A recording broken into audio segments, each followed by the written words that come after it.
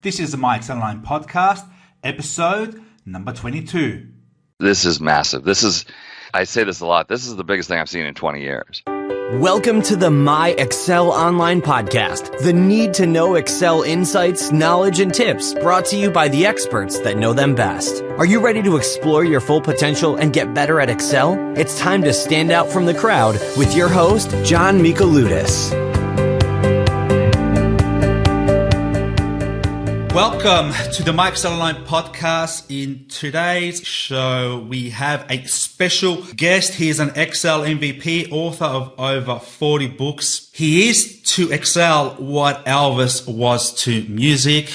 He is the king of Excel. Let's welcome Mr. Bill Jelen. Hey, John. It's great to be here. All right, Bill. Great to have you here. Last time you were here was episode number 4 in August 2015, where you talked about your book that came out back then, MrExcel, the 40 greatest Excel tips of all time. And now 3 years later, you're back. How have things been over the last 3 years? Yeah, so it's been busy. I've just this past summer updating books for Excel 2019. So that was books number 55, 56, and 57. So I guess from 40 books 3 years ago up to 57 books now. As my friend Mike Alexander says, I am really good at doing copy and paste. So, Nice one. Exactly. That's what you need to do to get everything that's on your blog and bang and put it on to a book and sell it.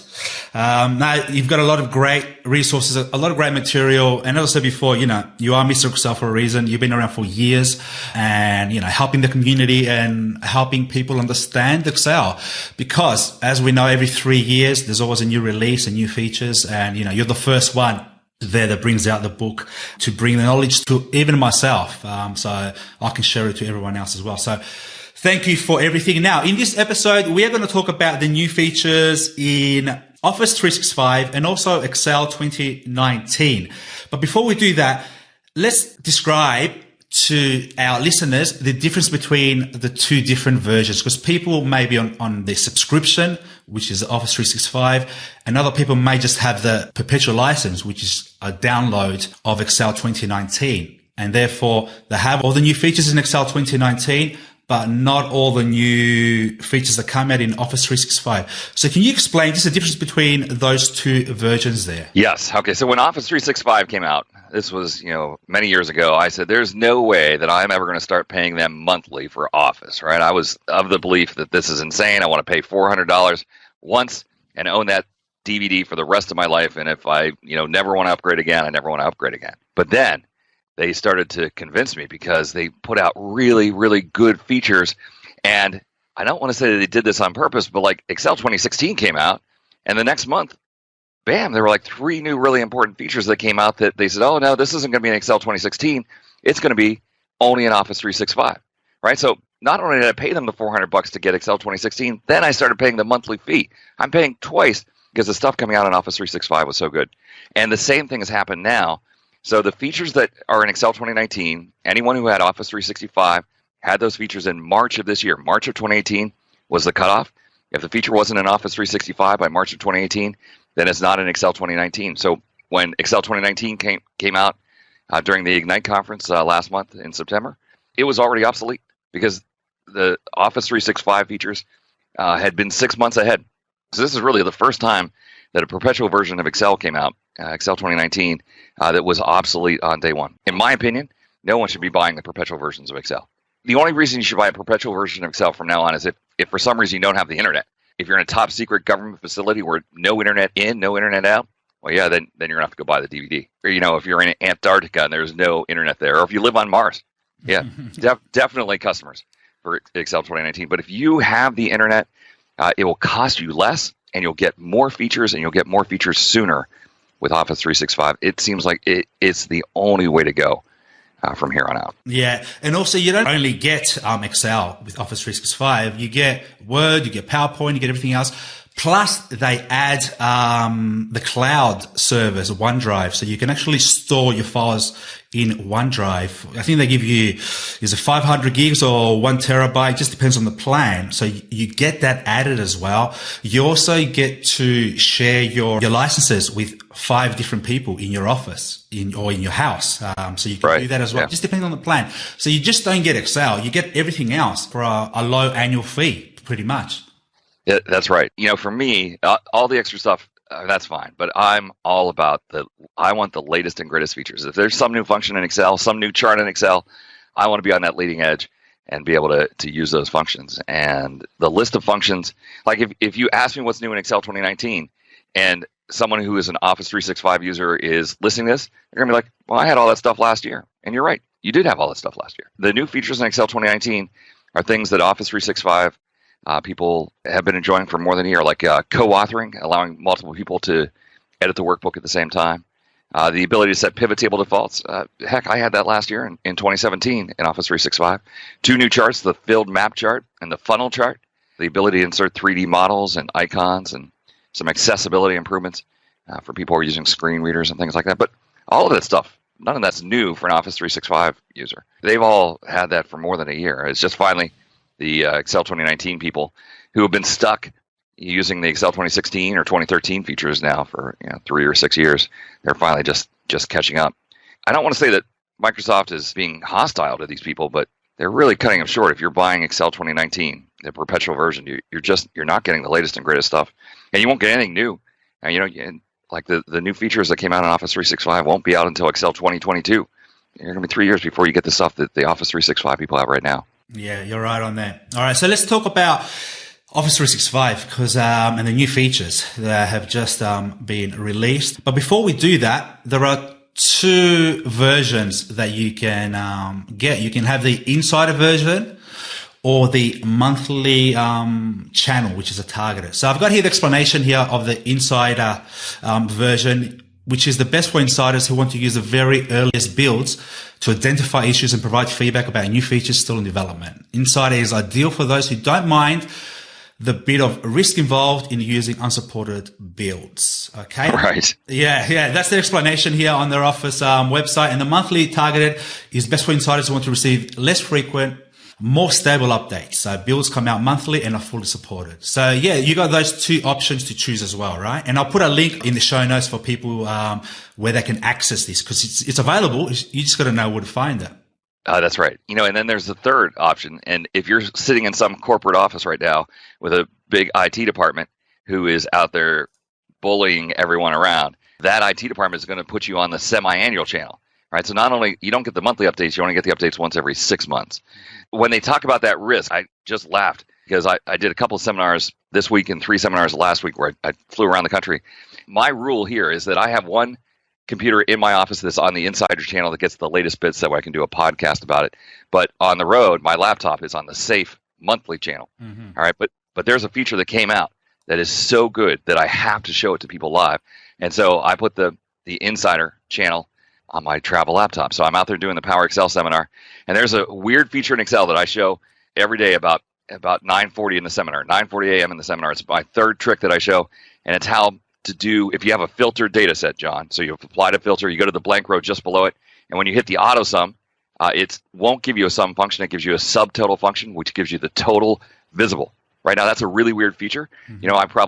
I never do that in real life. I don't do it in the seminar.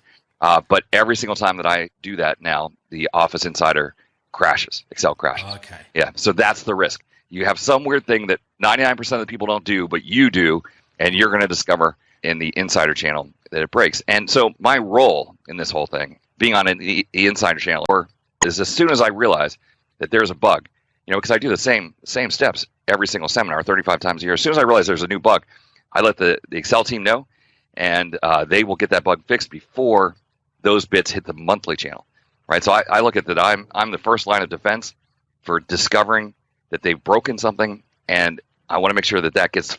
If a bug ever hits the monthly channel, that's my fault. I didn't realize that and didn't let them know and didn't give them a chance to fix that stuff. So the people on the Insider channel, you get the latest and greatest stuff, but there's a chance that some little feature you have, it's just going to stop working, especially if you have a feature that you use that no one else ever uses, you might discover that got broken. All right. So to be on the safe side, people should select the monthly channel there. And that way, if it ever breaks down, you can just email Bill and it'll be his. Yeah, that's right. That's right.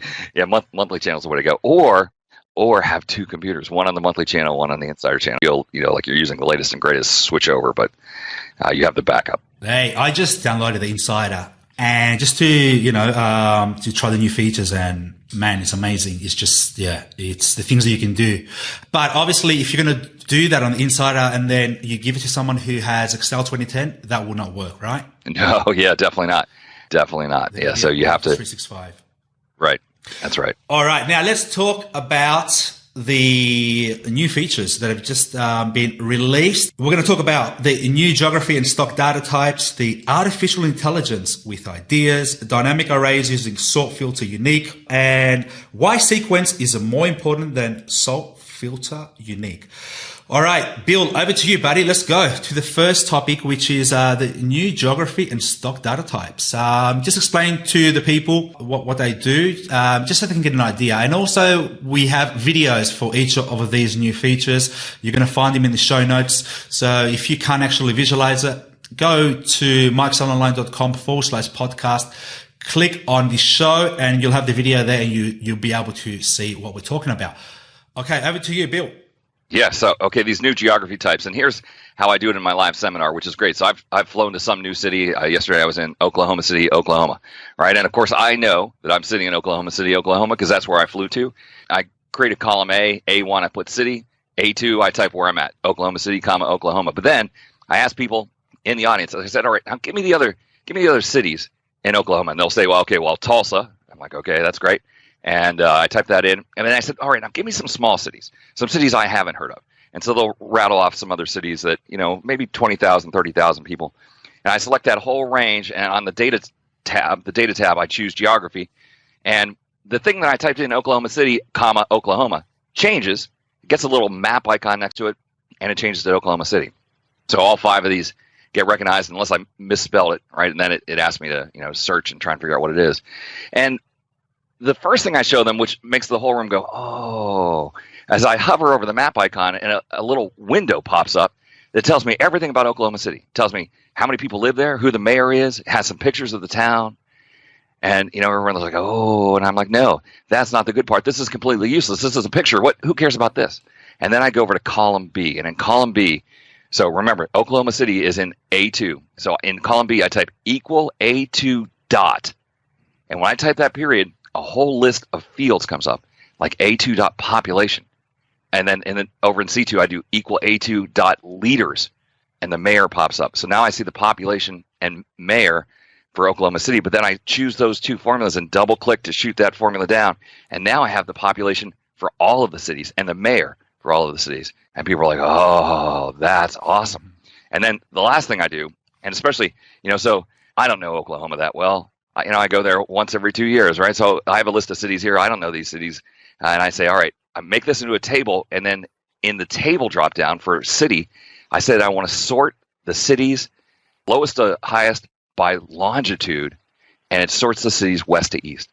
That's not even a field in my table, but yet I can sort by these other things that Excel knows about those geographies. All right, so it's really cool to gets the data from the internet.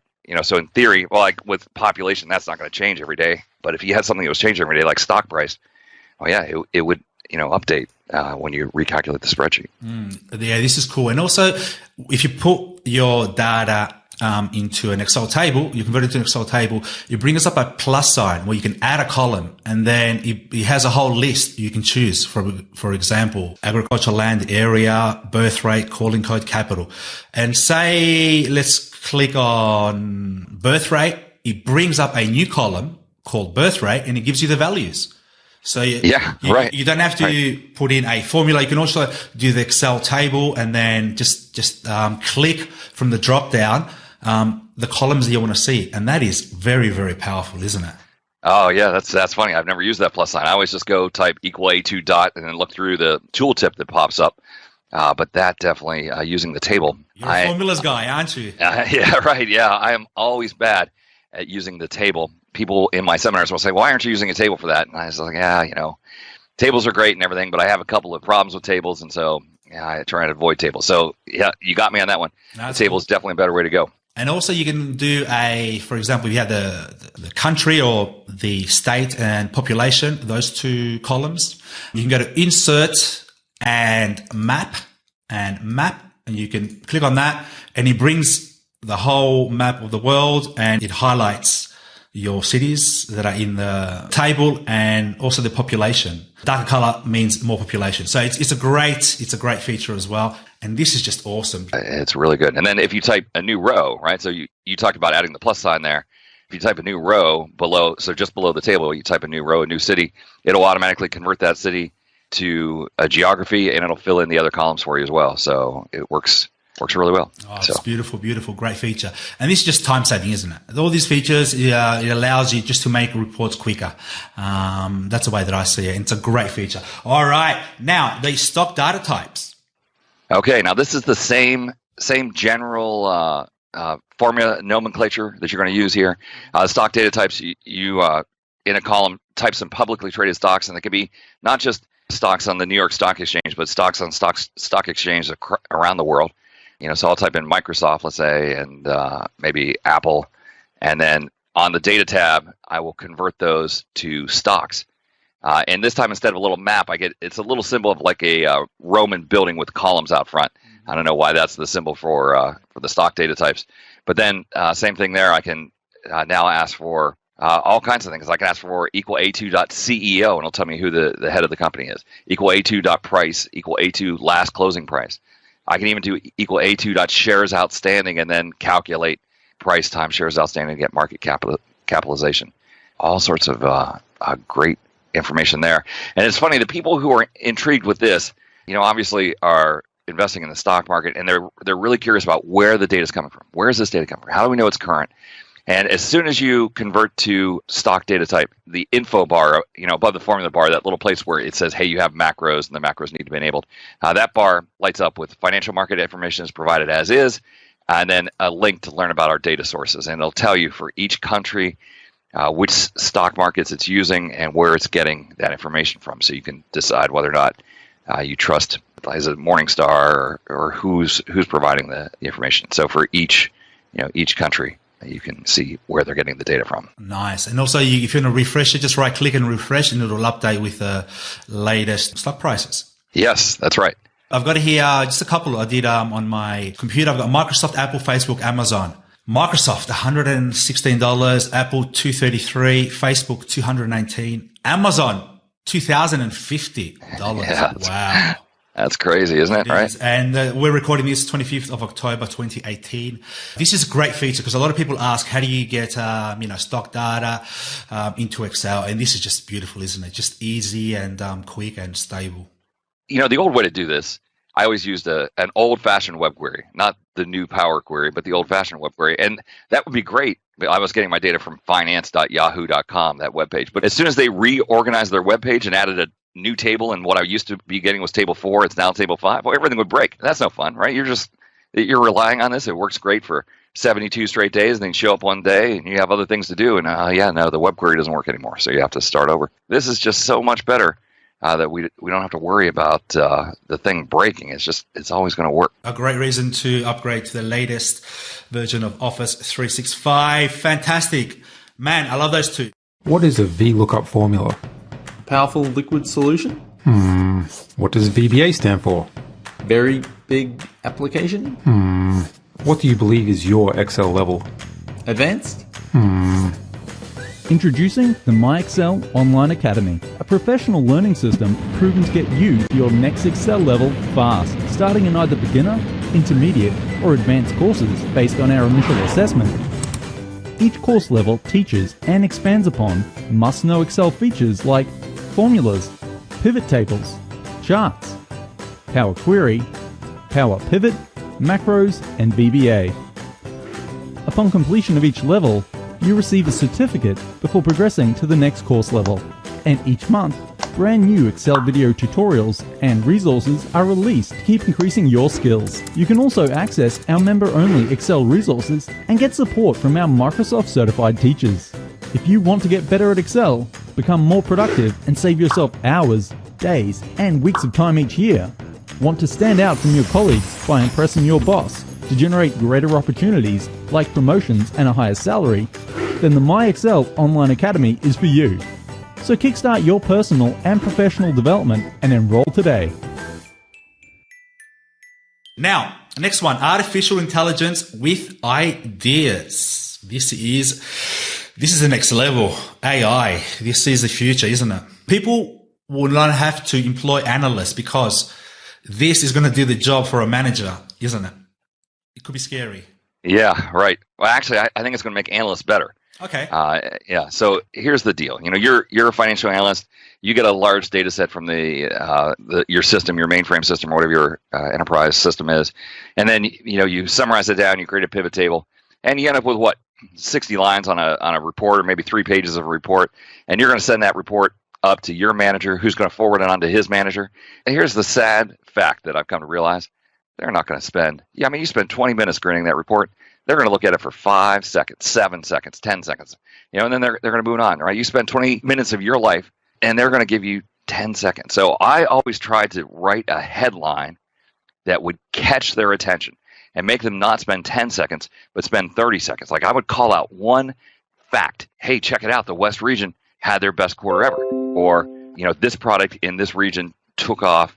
And at the very least, I knew that the manager's manager would remember that factoid, right? And then maybe that factoid would get used in a staff meeting when he's talking about, oh yeah, I saw, a report from Bill that says, the West region had their highest region ever. So it was always look through the data and try and find something interesting. Well, now with this new feature called Ideas, you select your data, the original source data, and you ask Ideas to find something interesting. It takes a good 12 or 15 seconds, and they come back with 4 or 5 charts. And you start looking through those 4 or 5 charts. And John, I have to tell you, those first 4 or 5 charts are super boring. They're never good, right? And what I've learned is if the chart you're seeing is blue, it's basically the same chart you would have gotten in Excel 2013 from insert recommended pivot tables. It's the same logic that creates those first few charts. But then what's funny, the strategy there, and I can't get anyone at Microsoft to confirm this, but I'm sure this is what's happening. While you're consuming those first 5 charts, while you're looking at those first 5 charts, in the background, they then produce the rest of the charts. So at the bottom of the 5 charts, a little hyperlink appears that says, see more results. And when you click see more results, now you get 32 to 37 charts, and those are the good ones. Go past those first 5. They get those first 5 really quick. You give them a little bit more time, though, and then it starts to give you really insightful things that you wouldn't have been able to pick up. So once you get down into the charts that are orange, the orange charts, those are the ones that the machine learning and the artificial intelligence is kicking in. And it's not just choosing to show you total, whatever numeric column is on the right by the text column on the left, which is what the recommended pivot table always used to offer. But you get down into the things, like it'll find outliers. It'll find where there was an outstanding top 2. So in this market or sector, you had 2 customers who accounted for 80% of the revenue. It'll find a correlation between when this happens, this other thing happens. And it's really beautiful how it detects what's going on. And here's the thing. So it's machine learning, which means that right now it's an infant, right? It's brand new, and it's trying to find interesting things, and it presents 37 charts. If you would take the time to, on the couple of charts, answer the question, is this helpful? Right? Imagine if 1 million people would vote for a chart, is this helpful? Well, that information goes back to the algorithm, and the algorithm will learn which charts are actually good charts.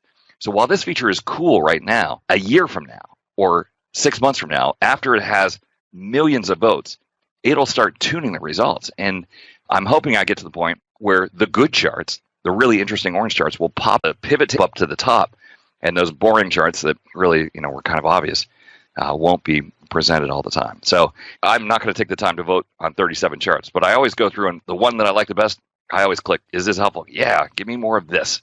If you click on the one that you like, just click on the thumbnails, what happens next? It builds a pivot table and a pivot chart and puts that right in your spreadsheet. Automatically. So, you don't have to do anything. Yeah, right. Wow. You get all the results. That's powerful, isn't it? Now, John, should we be honest with people? Should we tell them? Let's go. So here's the thing. Sorry. This feature looks great, and it looks great in a demo, and it's awesome in a demo. And I love the 37 results, and I show this feature all the time. But I had one chart that I thought was really fascinating. It said, hey, you have 3 days that were outliers in this data set. And I was fascinated. When they brought me the pivot table and the pivot chart, they highlighted those 3 data points in orange, and I don't know how they did that. It would be hard work for them to go through and, 2 years worth of data points.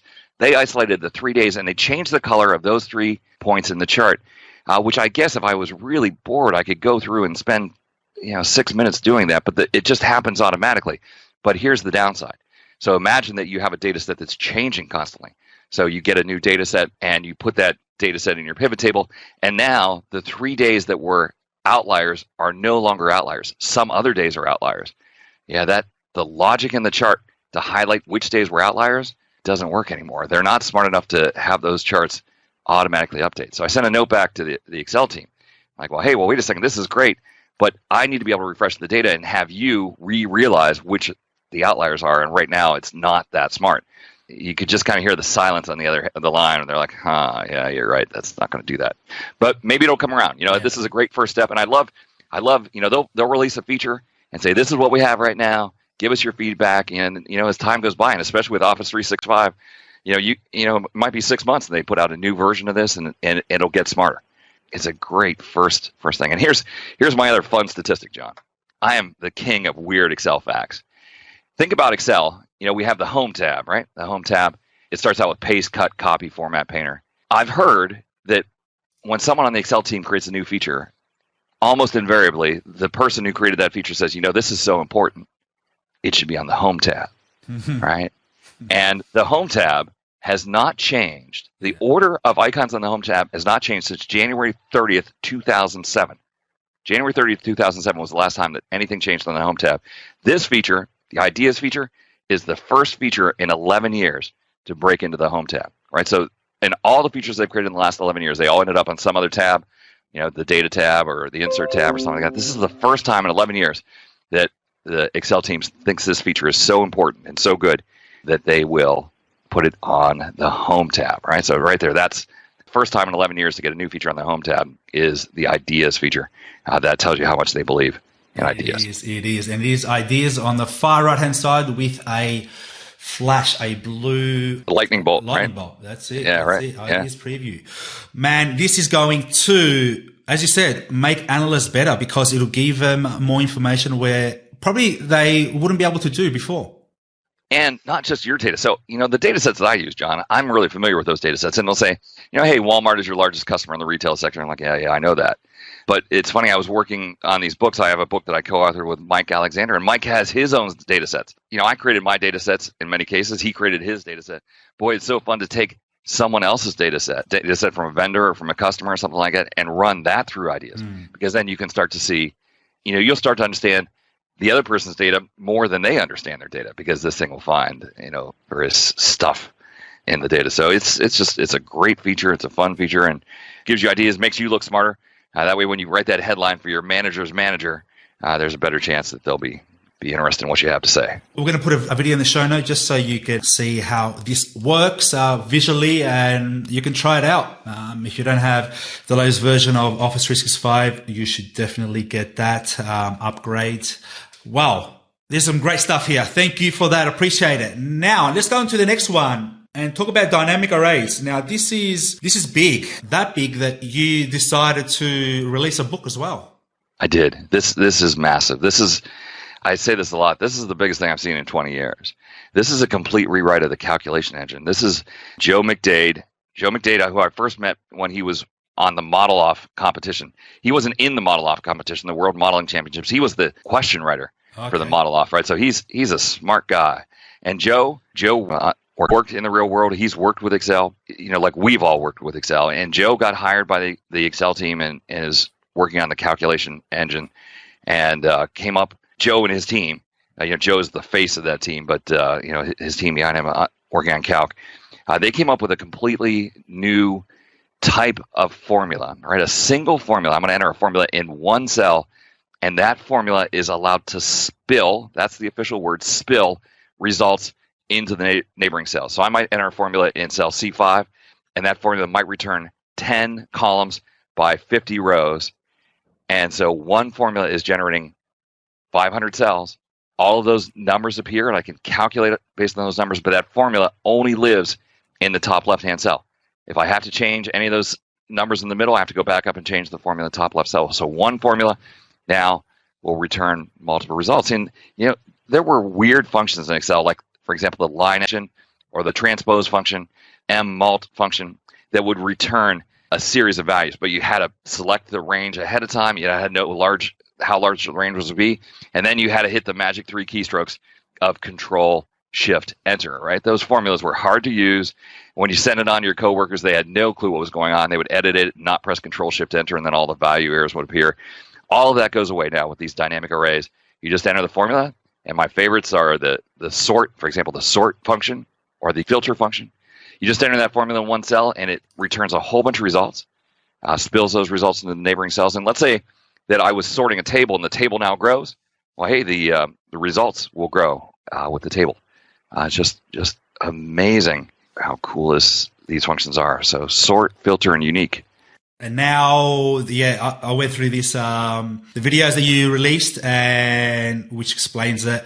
Very powerful stuff. But one thing I wanted to ask is, why would you want to use this, or where would you want to use this? In creating dashboards, in what kind of scenarios? It's for dashboards. And here's the fundamental problem that we have, even with pivot tables, right? So you're a data analyst, you use Excel 40 hours a week. If you needed to sort a data set, that's easy for you. Choose one cell, click A to Z or Z to A, sort ascending, sort descending, bam, you're done. Right? That we can do that in the blink of an eye. We can sort that data set. But the problem is when we build a report and that report is pulling data in from somewhere, so the results are changing all the time, and we build a beautiful dashboard, give that to our manager who gives it to his manager, and they open it. Well, when the data changed, the top customer may not be the top customer anymore. And so you need to get your vice president of sales. You say, all right, now, hey, I know you don't use Excel all the time. You just have to click right here in this cell and then go back to the data tab and then click on this button that says Z to A or Z to A. And he's not going to do it, right? There's no way. There's no way that my vice president of sales, 2 levels above me, is going to do those 3 clicks. And so what am I going to write a macro? Now he has to make sure that macros are enabled. This is never going to happen. But if I now have a function called equal sort, and sort will sort the underlying data so that way the top customers are at the top, then every time he opens his workbook, bam, it's just going to be there. Maybe I have a slicer, and the slicer then, the filter function will return all the items that match the slicer. Or the unique function. The unique function will give us a list of unique items that are in a list. So all kinds of great things we can do with sort and filter and unique. And then there's that's a list of 3. I'm going to give you 3.5. The sort by function lets me sort a list of names by some other column. It's kind of a weird offshoot of the sort function. So those three are just awesome function. Now, you don't have to use Control Shift Enter. That's old news. Yeah, right. Control Shift Enter is dead. Control Shift Enter is dead. And by the way, for those of you that watch videos on YouTube, I'm sure you've seen Mike Girvin, the Excel is Fun channel. And Mike has an awesome book that I have here on my bookshelf called Control Shift Enter, 350 pages of impossible formulas, just insane formulas that will let you extract all the unique values from a list or extract the unique values that match something. And I love Mike, and I love Mike's book, and that book is dog-eared, and I use it all the time. I called Mike the day that I got these. I said, Mike, I love your book, but this 20-page chapter is now going to be 3 sentences, right? This has become so much easier. And we laughed. We said instead of calling the book Control Shift Enter, the new title is just going to have to be Enter, because you don't have to press Control and Shift anymore. We're talking about unique. Can we take a detour, an unplanned detour? This will be a 5-minute detour. I need you to grab a pen, and everyone listening, I need you to grab a pen and just a sheet of scratch paper, and I need you to write down 5 words for me. All right? I've got it here. Okay, this is great. So here's the words. It's apple. Apple, like the fruit, right? Mm-hmm. And then the second word is apple. Mm-hmm. The third word is banana. Yep. The fourth word is cherry. And the fifth word is cherry.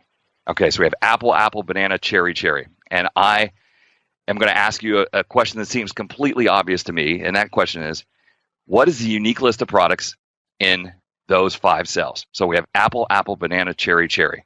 When someone asks me what the unique list of products is in those 5 cells, the only answer that I ever would consider is apple, banana, cherry. Mm-hmm.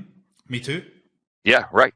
To me, in English, sitting there as a financial analyst, I need a unique list of products. It's apple, banana, cherry. But, I was frustrated with the conditional formatting in Excel, because if you go into home conditional formatting, mark cells, and ask for the duplicate values, they have some other weird algorithm that doesn't match what I think is the unique list.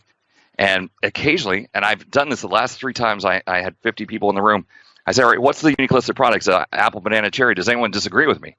And there'll be 2 people, like maybe 4%, who raise their hands and say, no, yeah, the unique list of products from that list is banana. And I'm like, what? And they're like, that's the only product that appears once. That's the only thing that's unique in that list. I'm like, who would ever care about that? Right? It just frustrates me. But the people who see that as banana as being the unique, they say that what I'm calling as unique, apple, banana, cherry, is a distinct list. And that at database people, they have a different term between distinct and unique. So the great news, there's this vast argument over what is unique, is that this new unique function in Excel has a third argument that says we're going to give you Bill's way, which is apple, banana, cherry, or give you the wrong way, which is just banana. Now, the tooltip doesn't actually say it's Bill's way and the wrong way, but that's the way it is, right? It's the way that any normal person would think, and then the database people. So the great news is that Joe understood this divide.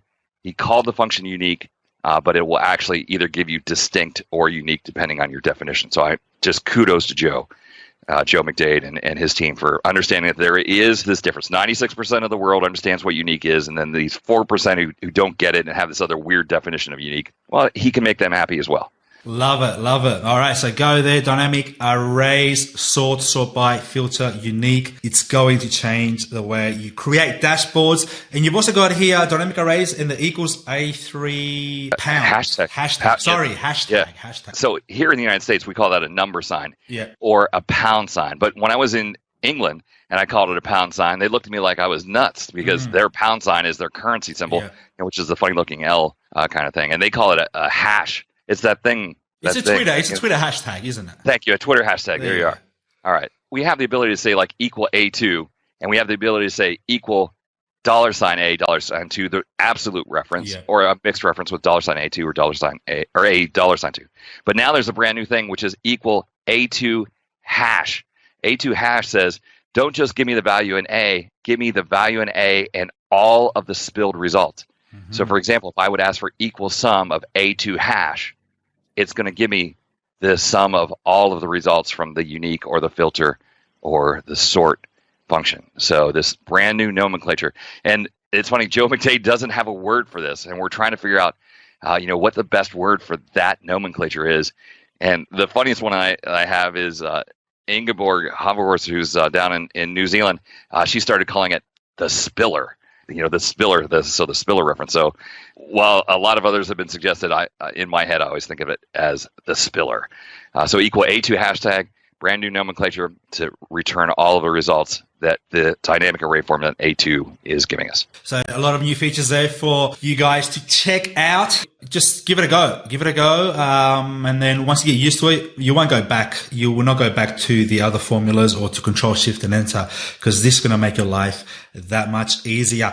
All right. The final topic that we're going to cover is why sequence is more important than sort, filter, and unique. Okay, so let's go to cell A1 and type equal sequence, open parenthesis, 10, close parenthesis, press enter, and bam, it gives you the numbers 1 through 10. All right, and I looked at that and said, well, that is so weak, right? This is for someone who doesn't know to type in the number 1 and grab the control handle when you drag it down to get the numbers 1 through 10. It's like this compared to how cool sort, filter, and unique are, sequence seems completely lame that it'll do that. Now, that's just the first argument. So 10 is the number of rows. So if I would ask for 10, 5, it'll give me 10 rows, 5 columns of numbers. So in the first row, 1, 2, 3, 4, 5. Next row, 6, 7, 8, 9, 10. Right, so I can generate a range of sequential numbers. Still seems like just nothing exciting. And then the next thing I can do is say what number I want to start at. So I want to start at 10, and I want to jump by 7. So 10 rows, 5 columns, start at 10, jump by 7. Gives me 10, 17, 24, 31, 38. 45, 52, 59, right? And it's just like, this is weird. Why would we ever need this? It's certainly not as exciting as the new functions of sort and filter and unique. And that was my initial reaction. So the video I did on this, it was at the end of the week, it's just like, yeah, okay, here's this other thing. I don't think anyone ever uses. But then I started to work on a book all about these dynamic arrays. And in the book, I really tried to think of other uses other than just sort, filter, and unique. And one of the things that I do frequently is, if you're buying a car or buying a house, we typically get a loan or a mortgage on that car or house. And in Excel, you can build an amortization table to try and figure out each month how much principal and how much interest you're paying. And there's some great functions there that, I only use once every 5 years that will let you calculate the interest per period for the loan. So if I need to figure out how much interest I'm going to pay this year so I can put that into my taxes, I can ask for the interest for period 5, period 6, period 7, period 8, period 9.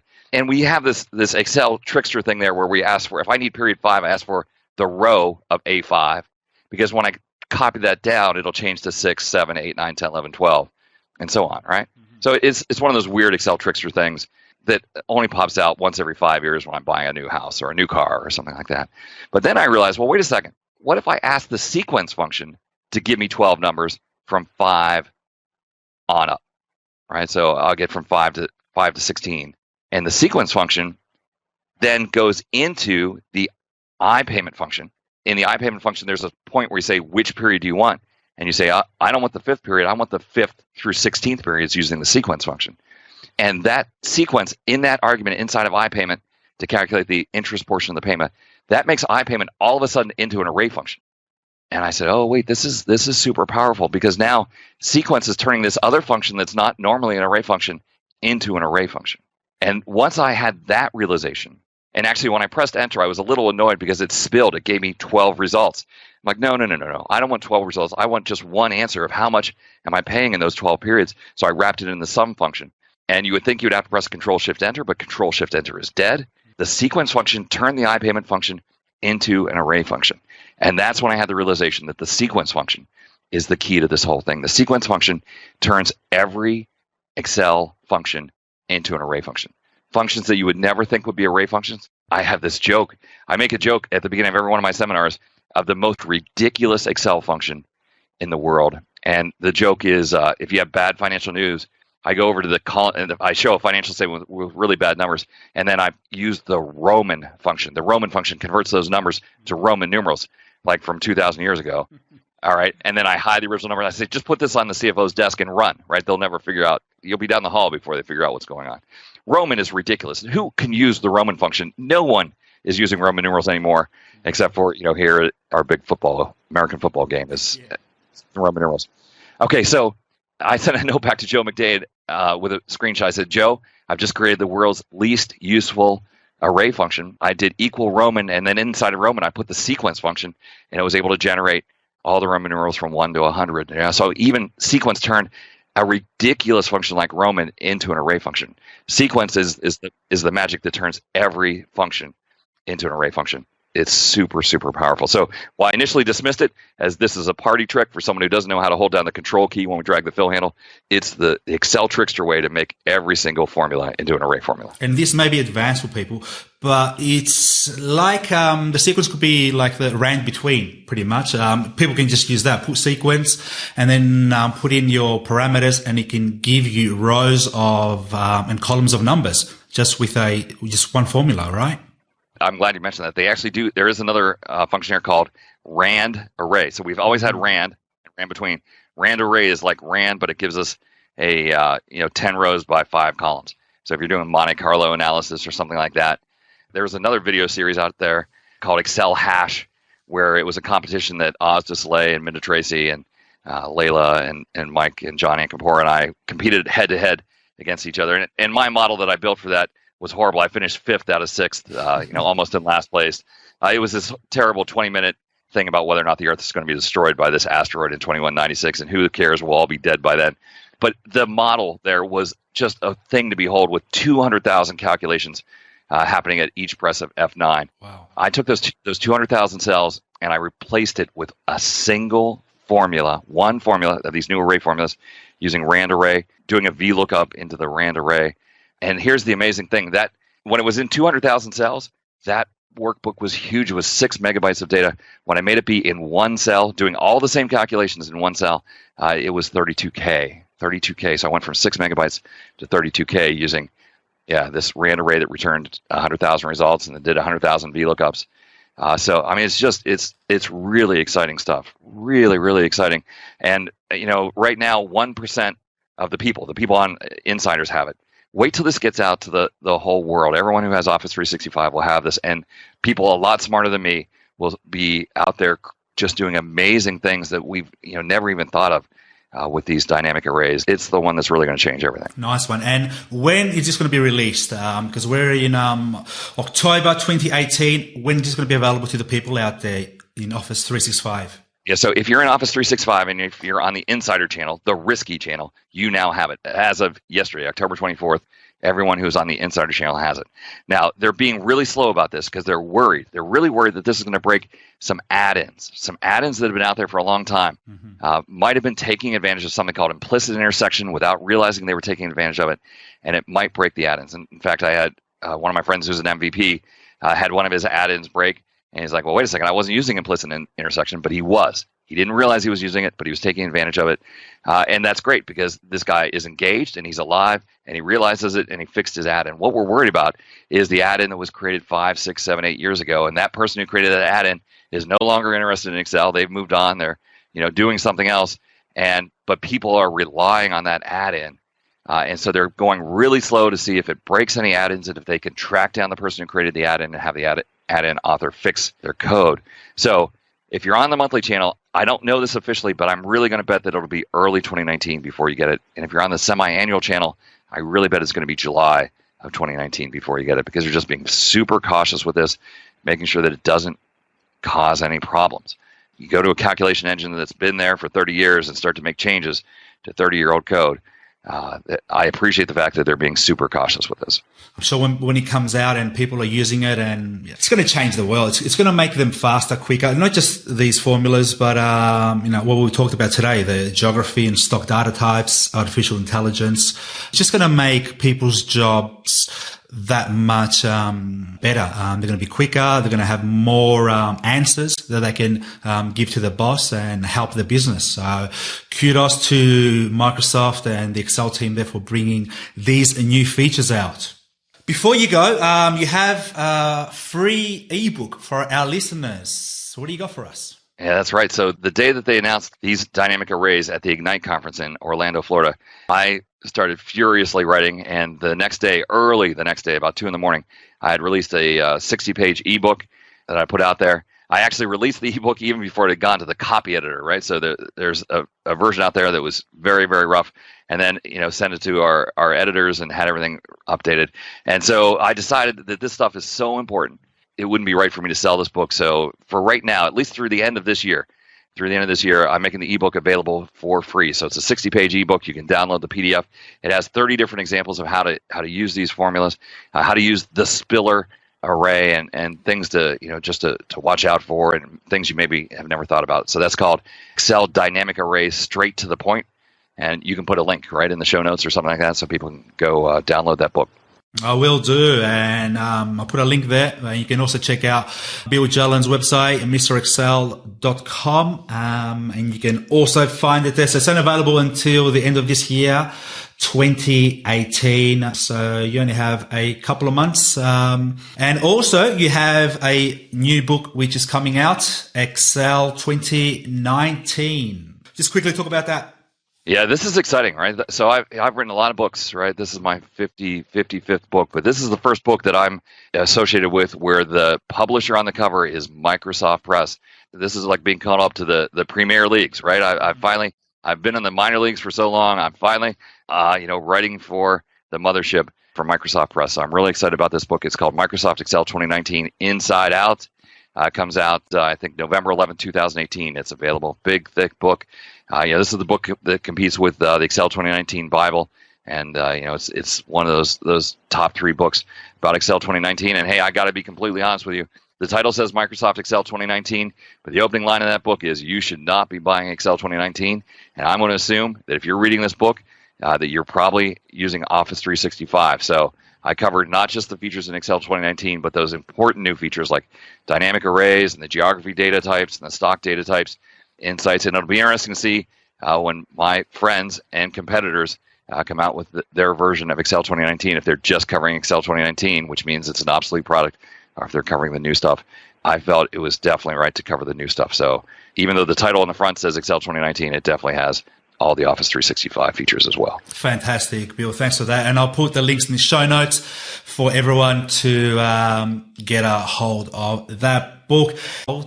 Now, before we go, where do you see Excel in the next couple of years? Because you're in there, you're involved. Well, yeah, okay. So we didn't talk today about Power Query at all. Power Query is the game changer. The Power Query is the amazing thing. Lets you clean data and load data. And Power Query, it's interesting because it's in Excel, but it's also in Power BI, and Power BI is the leader there. So you see features show up in Power BI a couple of months before they show up in Excel. So I have already seen some of the great new changes that happened in Power Query and Power BI, and I know those will come to Excel. By the end of the year, maybe the beginning of the year, some beautiful additions to Power Query. I'm looking forward to that. Joe McDade and the formulas team, now that they've done all this work for dynamic arrays, they say that they can probably start producing functions, every month, every quarter. So a lot of new calculation functions will be coming out now that they've finished this work on dynamic arrays. They've kind of rewritten the architecture, and so we'll see a lot more functions come out. And then those data types right now, types of geography and stock. Imagine if you could define your own data type. So you're in some industry and your company has other measures. You could define your own data dictionaries for that. I would love to see the data types expand. That's just some of the things, and who knows what other great things they have kind of that they're working on there behind the scenes. But I'm sure if you're in Office 365, you'll be getting plenty of new features as we go along. Bill, mate, thank you very much for being part of this show. I know 3 years ago you were in episode number 4, but I'm not going to wait 3 years to get you back again. All right. Okay. Best of luck with the book and everything you do. YouTube channel there. We're going to put the links in the show notes there. Good luck, and let's get you back sooner. All right. Sounds great. Thanks, John. Hey, thank you for listening to this awesome podcast show. I hope you got a lot of information. I've just got to let you know that we have opened the doors to our latest online course. It is called the MyExcel Online Academy. It is a monthly or annual access membership course where you get access to 3 courses for beginners, intermediates, and advanced users. So you get access to all those 3 courses, and within there, you have the different Excel features that we teach you, which include formulas, pivot tables, macros and VBA, analysis, charts, Power Query, Power Pivot, and many more features. Now, there are over 300 Excel video tutorials. There are short video tutorials that you can view, and you also get the workbooks that go along with each video tutorial, and you can also download those Excel workbooks and keep forever on your desktop, and you can practice. That's a great feature. You also get new videos added each and every month. So whenever a new feature comes out, we're going to include it. We're going to make sure that you have the latest and greatest features covered in this online course. Now, you also get a certificate of completion. So when you complete one course, you get a certificate of completion, and then you go to the next course and you get the same thing. So you can have 3 certificate of completions for beginners, intermediate, and advanced courses. And it goes to show to your boss that you are an Excel expert. Also, you get our 30-day money-back guarantee. Plus, we have special limited time bonuses. You get 6 of these bonuses. They're worth over $1,000. You get them for free. You get access to our recorded webinar trainings. You also get quarterly live Q&A webinars. You get our dedicated teacher email support. You get access to our private members only Facebook group. You get access to our private MyExcel Online forum. You also get a welcome pack sent out to you. Now, this is only for the annual membership, and it includes a laminated A4 keyboard shortcuts template, an Academy member mouse pad, a pen, and a sticker, and we mail it out to your address. So this course is open now. To get access to this course, go on MyExcel.com/courses. And you're going to see everything there. You can read our testimonials. You can have a look at our curriculum in detail. You can download the PDF curriculum if you like. You can have a look at the FAQs. You can look at some sample videos and have a look at all the bonuses there. So go on there now. It is an awesome course. We have nearly 1,000 students that have already signed up. And I'm sure it's going to change the way that you work with Excel. Now, look, if you're really serious about getting better at Excel and advancing your Excel level and skills, if you want to save hours each day, days each week, and weeks each year, if you really want to improve your professional development to achieve great opportunities like a promotion, a higher salary, and also knowledge that you can take to another job, all whilst impressing your boss and standing out from your colleagues and peers, then this course is for you. All you got to do is go on myexcelonline.com/courses and you'll have a look at this awesome MyExcel Online Academy. We cannot wait to see you on the inside so we can make you better at Excel. We hope you enjoyed this episode of the MyExcel Online Podcast. Be sure to subscribe and share this with your colleagues so they can reach their full Excel potential. You can also visit myexcelonline.com/podcast for show notes as well as John's online Excel courses and free tutorials to help you stand out from the crowd. Until next time, keep excelling.